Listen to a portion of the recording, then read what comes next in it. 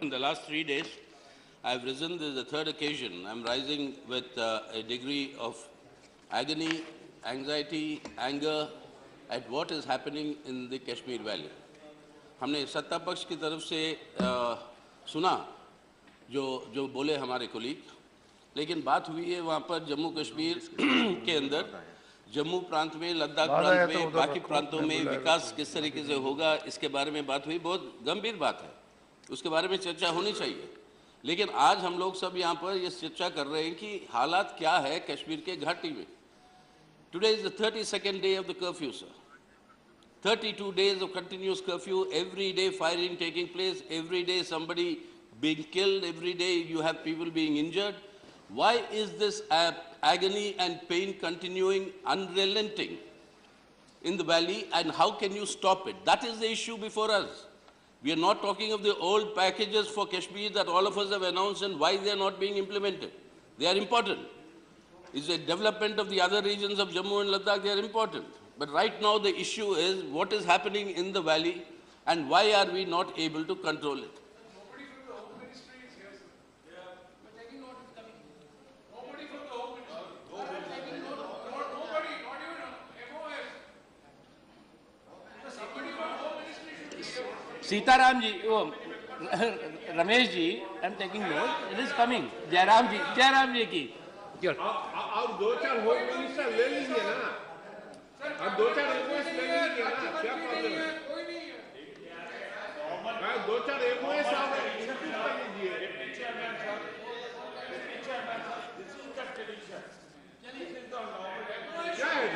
Sir. Correct. The concerned minister from the department, unless he has given you in writing, that I will not be there. Unless. Yeah. Okay. All right. All right. So start my time from now, Yeah, sir. please. Don't Yeah, deduct. no. So I was continuing, sir.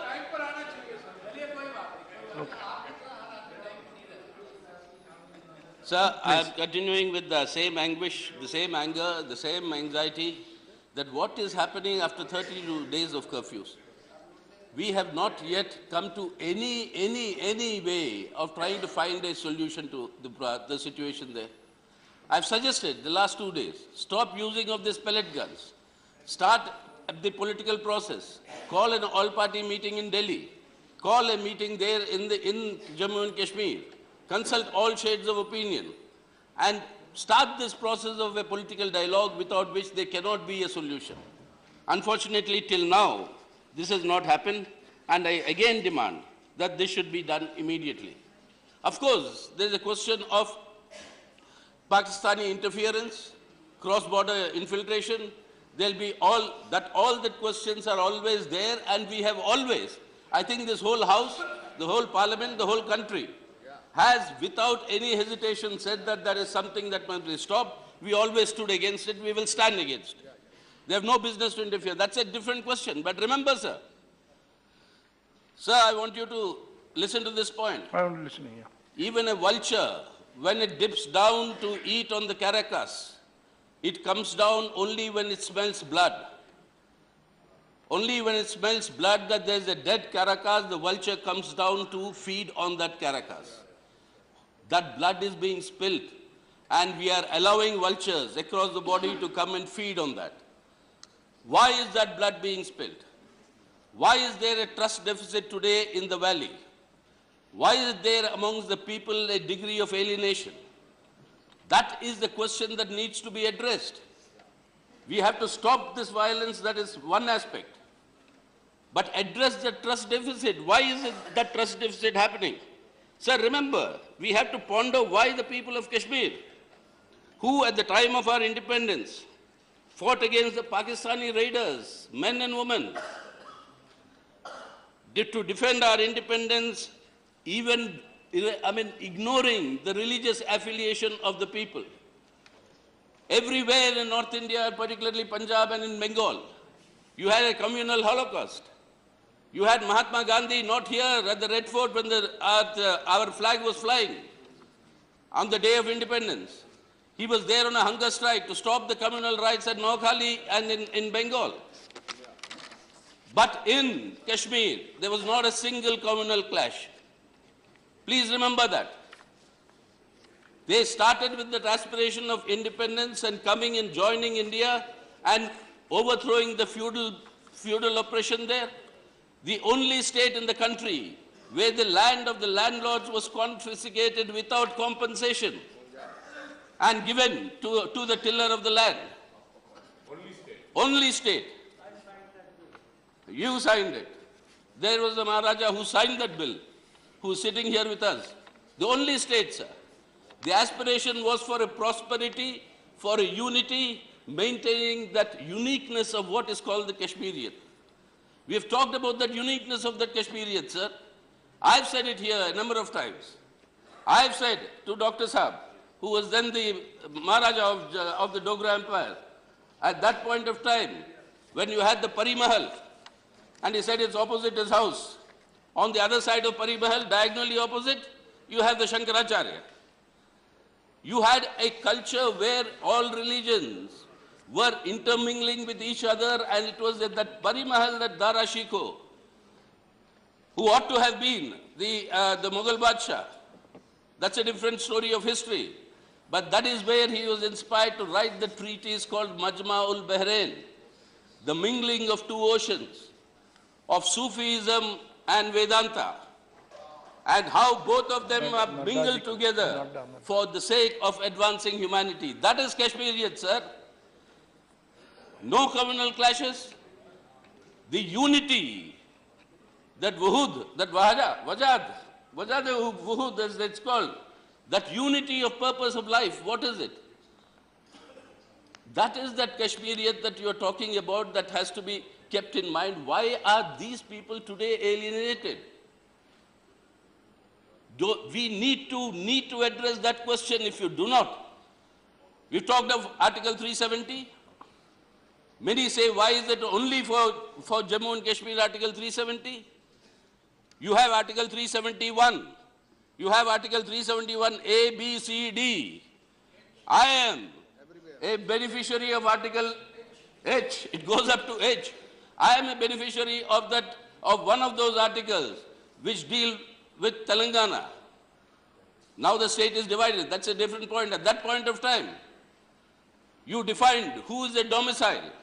It was called a mulki. A mulki certificate was given. An Andhraite, but a mulki in Telangana. Constitution provided me that special right. So Article 370 is not unique only for J&K. We have that for many states in the northeast. You had it for other parts of the states in our country. So what did you promise them?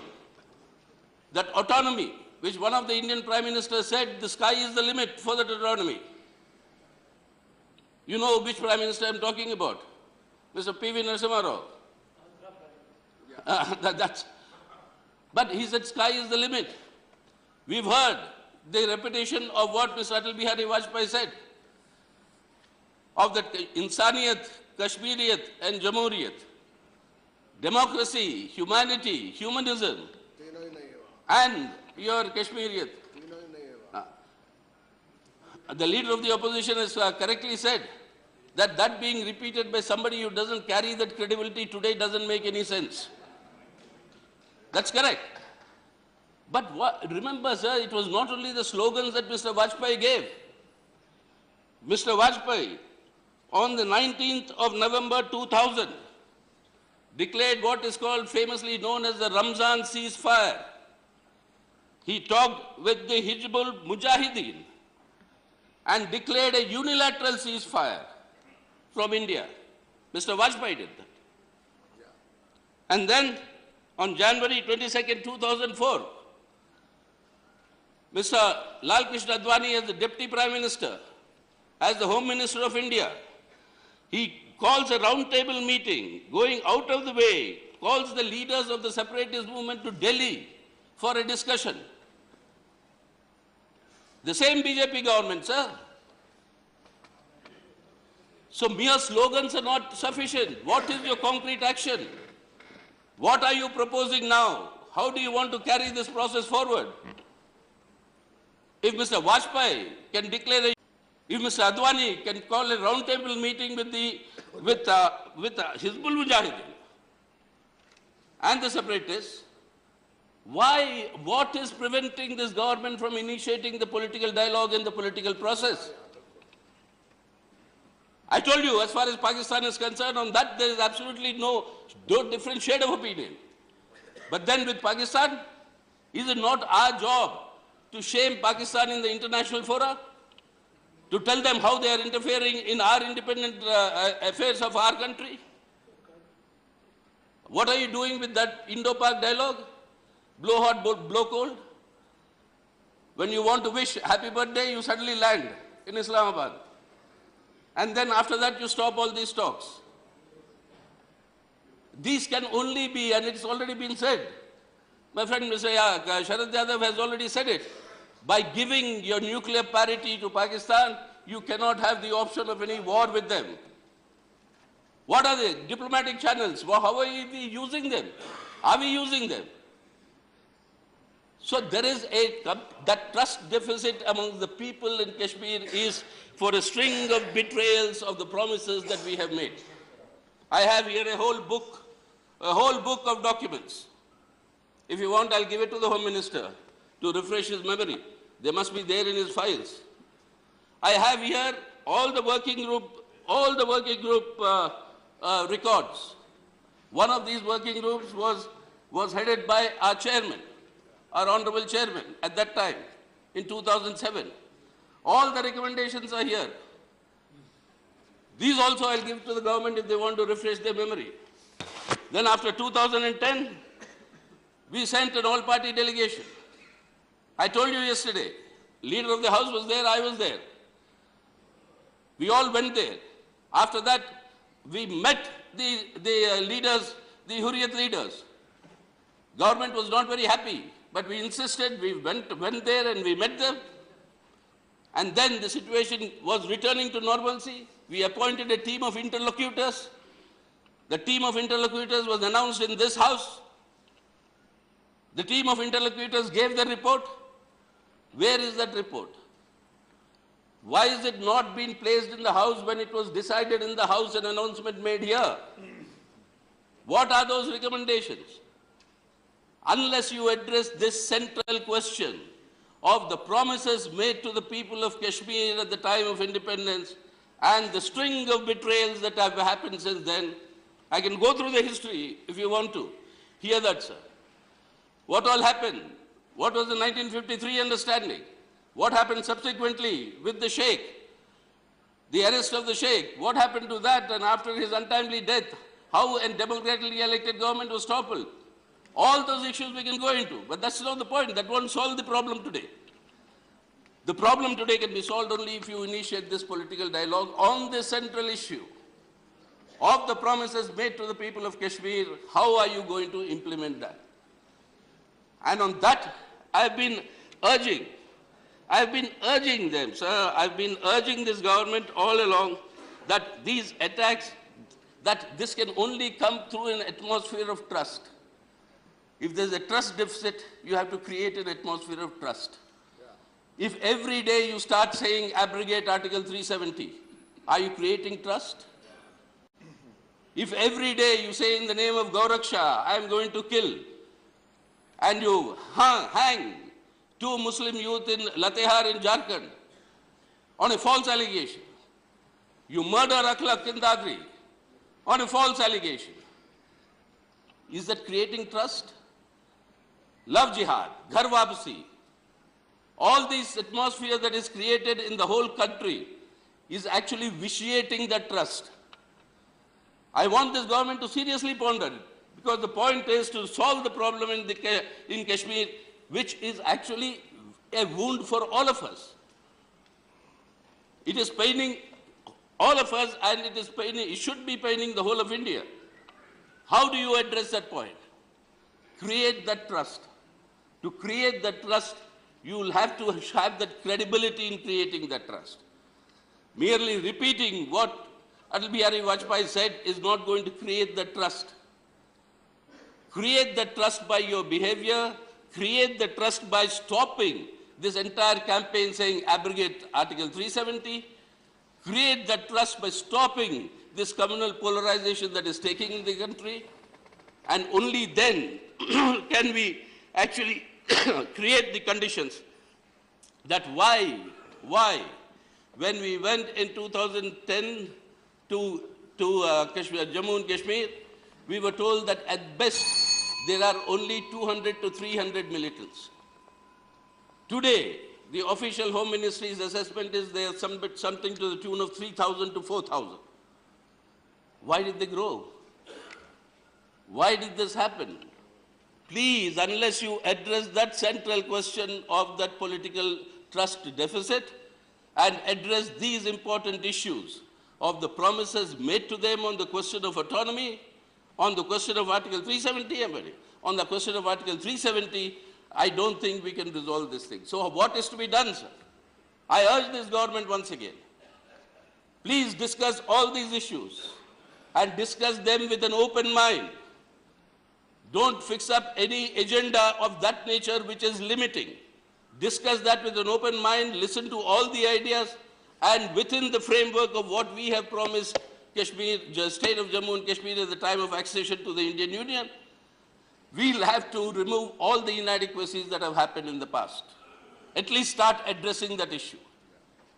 That is absolutely important. For that, that confidence building is required, and for that, first take all the political parties here in the parliament on board. Call them together and discuss this issue. Then you call all the forces, like Mr. Vajpayee did, like Mr. Advani did, you call all these forces and discuss with them. And then you please consider sending an all-party delegation to give that confidence to the people that we are there. We are concerned about these issues which have remained unresolved so far.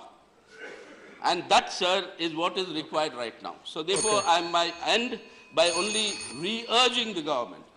Please start this process of political dialogue and please talk it on. Please stop this pellegance if you want, sir. Yesterday I told you I am ashamed to show you this photograph, but I'll show you. I saw it.